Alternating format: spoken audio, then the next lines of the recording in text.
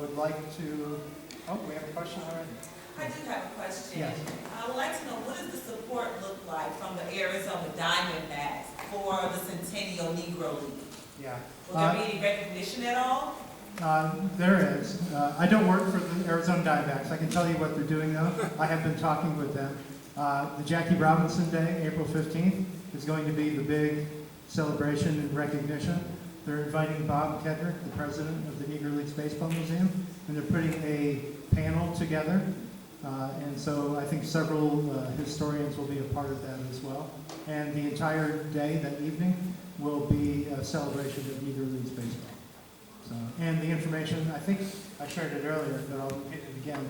The information that we're sharing here today, we're going to pass it on to them, and they're going to incorporate it into the trivia and contests that are going to be used throughout the year.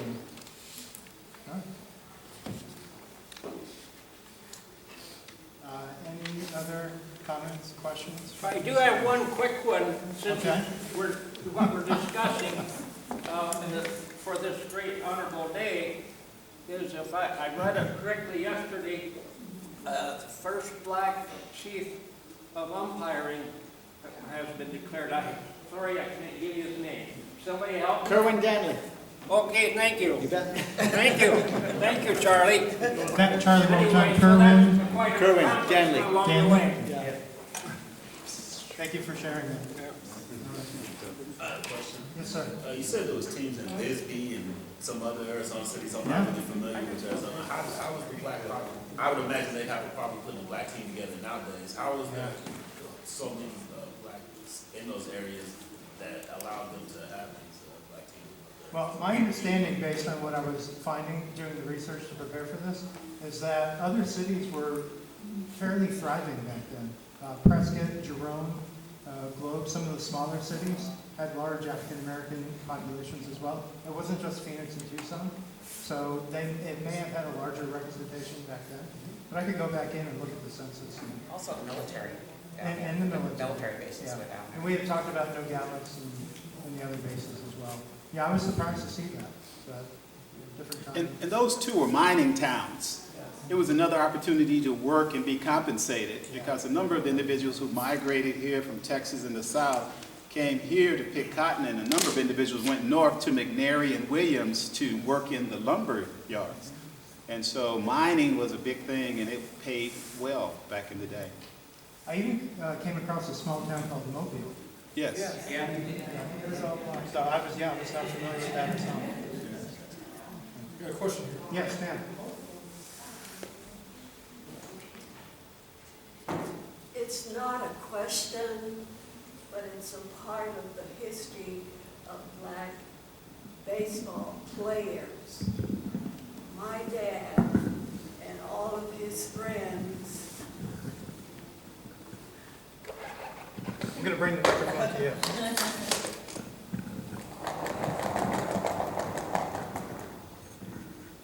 The history of black ball players come out of my dad, which was 1903 when he was born. But every Sunday after church, all of the black men would meet and they would play baseball. So when I saw this film today, I saw that there were many great players that had been built up a long time ago, before now. And it's amazing how the black men would play every Sunday. And many of them found their wives at that time.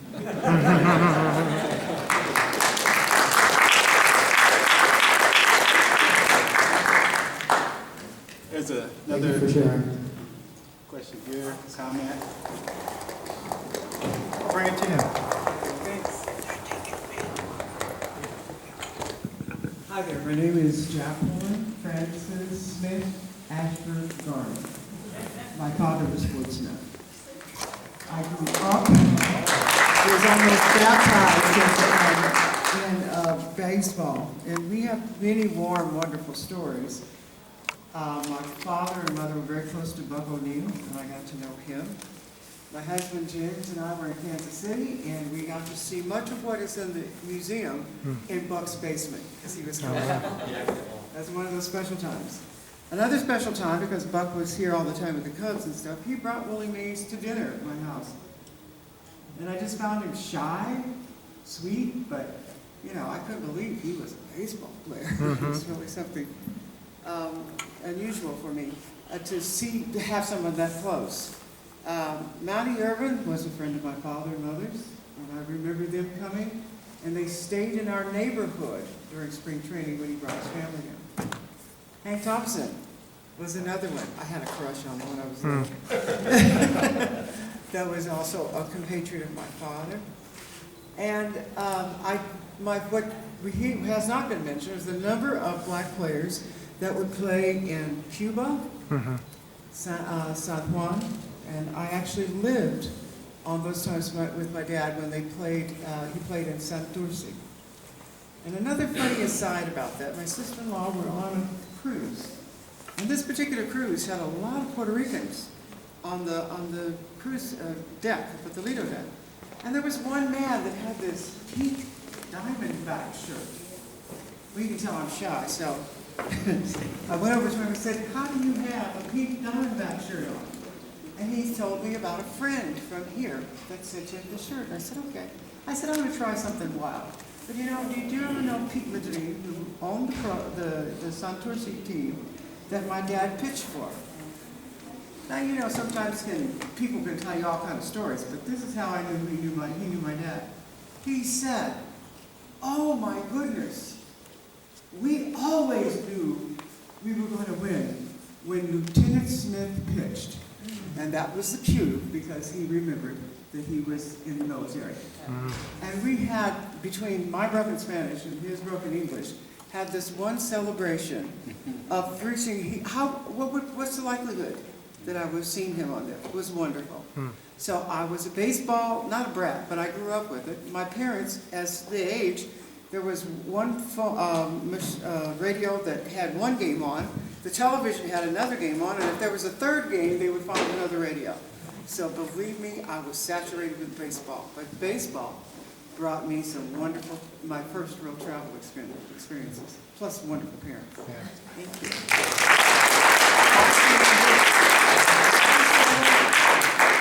This would be this is my nephew, but he would be the great-grandson of my father. Okay. And if you look at this face, and you look at that face, you know they're related. There's his mom, Lula, his fiance, Lakeisha, her mom, Paula, and granddaughter back there, Renika. All right.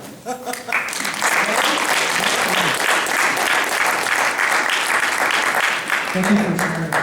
I have a question for her. Yes. Was your dad as tall as this gentleman? No. My brother he played basketball. He was 6'8". This one is 6'10". Wow. He also played some basketball. My brother was about 6'2". Yeah. Thank you. Well, actually, hold on, John. So in 2004, I spent an afternoon with John Ford Smith Jr., the second. I went to his home, and I interviewed him for my book and some of this research we're using today. He actually gave me that. Oh, well, we were just wondering. I said, I don't know. I don't know where that stuff is in the family. Yeah. I remember, of course, when it was done. Yeah, he gave me a copy of that. It's sitting in the exhibit now. Oh, okay. And I remember that he was a historian of the Buffalo Soldiers as Yes, well. absolutely. The family carrying on that tradition of somebody doing that? It kind of stopped with Johnny. Okay. Yeah. But I will mention that, of course, my father, my mother went to school here. My grandmother, Myrtle Rogers, was the dean of girls. So if we have some of the old-timers, real old-timers back here, they'll know who she was. And he also played for the Harlem Globetrotters as well. Yes, my brother played for the Harlem Globetrotters for 10 years. 8 years. All right. We'll give him 10.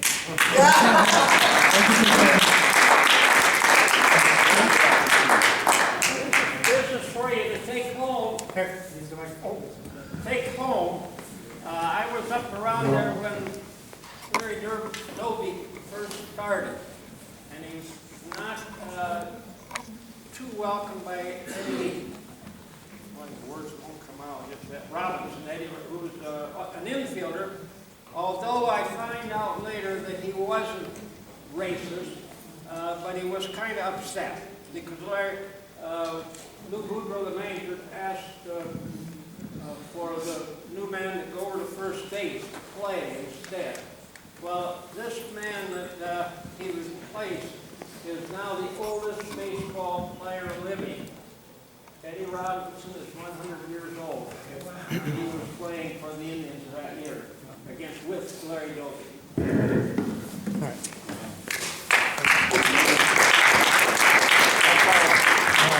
Well, thank you, everyone. We have one more question, comment? Okay.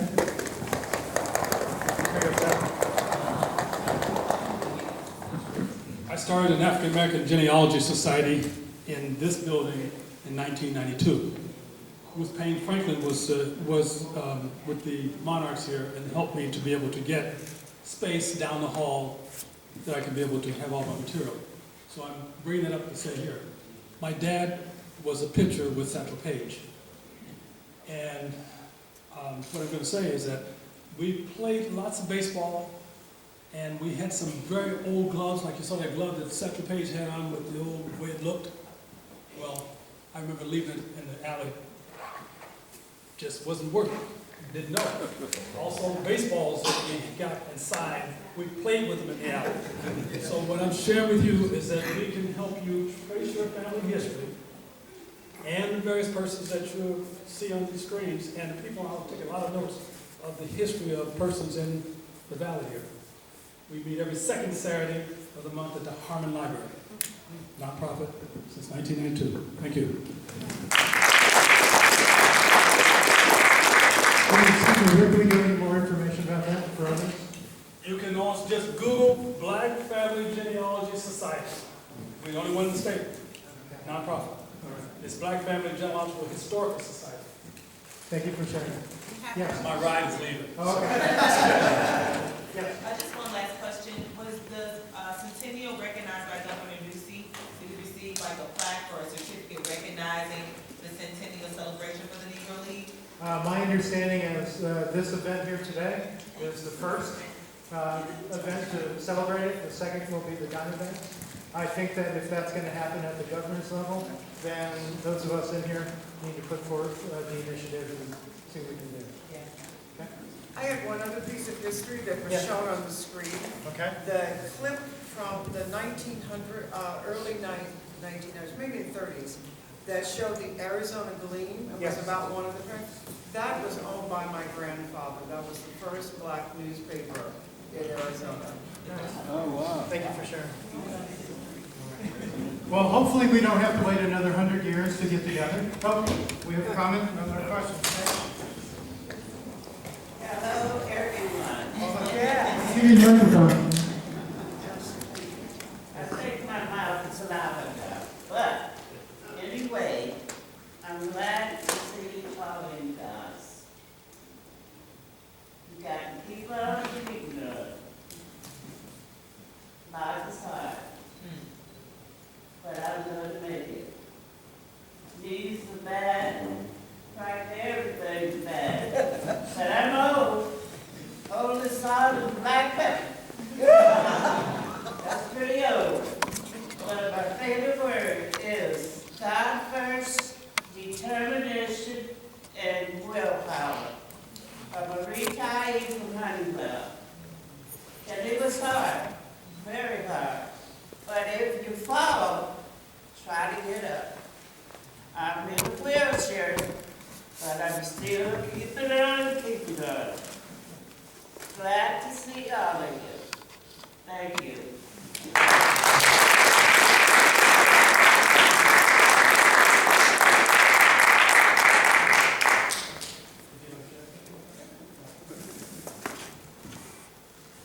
Thank you. So as I was saying, hopefully we don't have to wait another 100 years to get together. Actually, this is the first, we're hoping, of several educational events we can do throughout the season to honor the Negro League Centennial And so we're open to ideas, suggestions. We're hoping that maybe we can do something curriculum-based with the school districts going into next year. I think that would be nice. So maybe some art contests we talked about and some other things. So with that, the exhibit is open. I believe we have some cookies and snacks. And I really do appreciate your time and coming out and helping us out.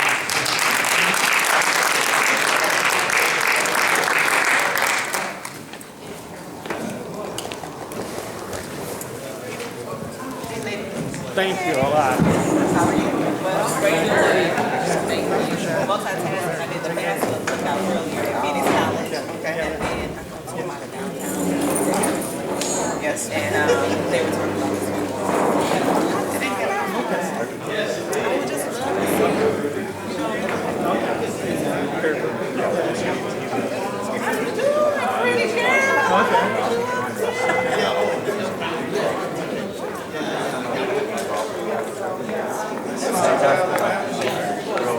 Someone wants to use a credit card. I don't know. Do you want a credit card? Tell them yes. We can use my app. Is it on your phone? It is. It's over here.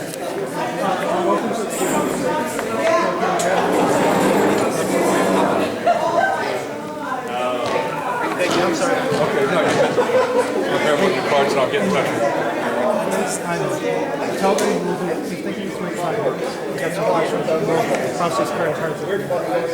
Yes, hi. Hi, nice to meet you. I saw for the first time my grandfather live tape. Oh, really? Yeah, the softball team before you had. So where did you find that picture? So that would have been the Arizona Sun in 1948. You know, it's really great. The state of Arizona has digitized almost all of the old African-American newspapers.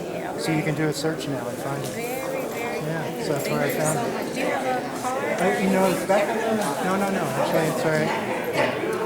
Fantastic job. That was an awesome presentation. Good history, huh? Go back to the 1890s. Yeah. Great presentation. Thank you. I appreciate it. I'd like to learn more about your family, though. It is Very. Oh, no. Did you learn something? Okay.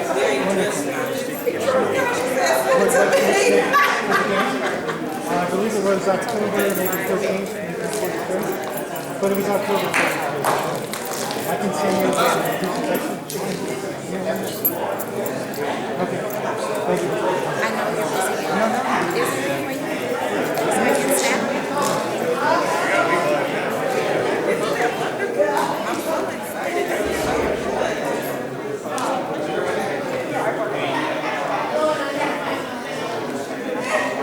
Oh, really? But that's sustainable.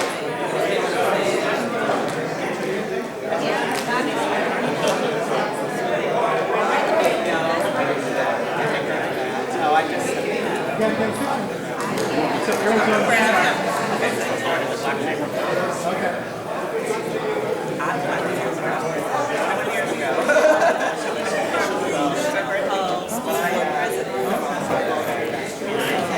I would love to look at it. I think that's really great. But I just feel like it'd be a good opportunity to present a presentation in addition. Great. Mac City Foundation, City Cancer Vaccine, that addition. So thank you.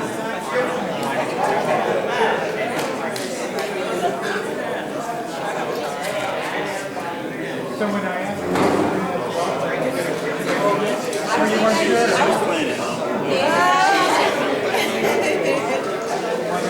My pleasure. You too.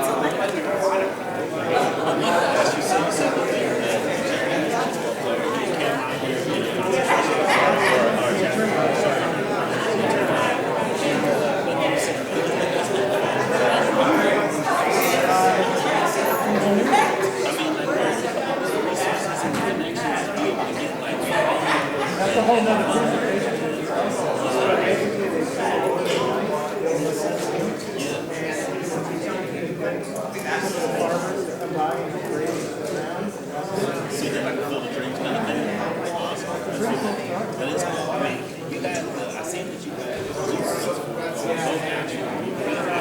That was